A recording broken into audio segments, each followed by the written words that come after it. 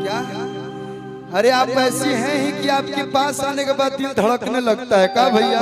दादा हो चीजिए कदम। अगर आपके पास आके दिल ना धड़के तो दिल किसी काम का नहीं है। सबका डिम्पल एकदम सिंपल रहती है। क्या सुन लीजिए कि ले लो किस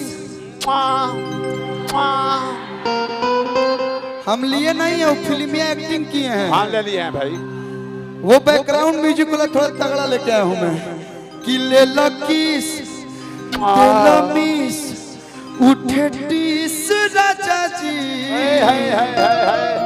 अब तहरा यही रहन पे बरखीस राजा जी